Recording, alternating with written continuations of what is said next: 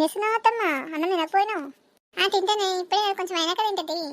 పొద్దున్న నలుగురు కని చేసిన ఇడ్లీలు ఒక్కదానే తింటివి, ఇంకేం ఆకలి అవుతుంది డంబాక నీకు?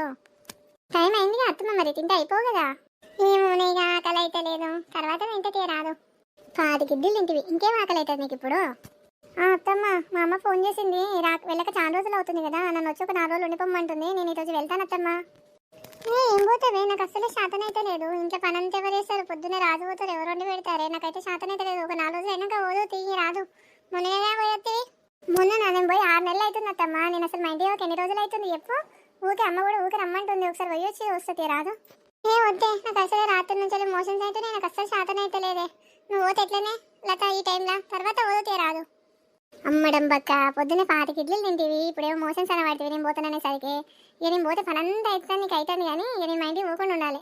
ఇప్పుడు మోషన్స్ అయితే కూడా పోయినానంటది. చూద్దాము రాత్రి వరకు ఎట్లుంటుందో, చూసి రేపు పోతుంది. ఇది అమ్మకి నేను పోతాననే వరకు ఏదో ఒకటి అంటది. అమ్మ ఊకే రమ్మంటుందని పోదామనుకున్నా కానీ మరి ఇక నువ్వు మోషన్స్ అని పడుతుంది. సాయంత్రం వరకు చూసి రేపన్నా పోతుంది అత్తమ్మ. రేపేం పోతుంది? పోదుతి రాదు, ఇంకొన్ని వాళ్ళకి ఇది శాతనే అయితే లేదా. పోదుతి అమ్మ.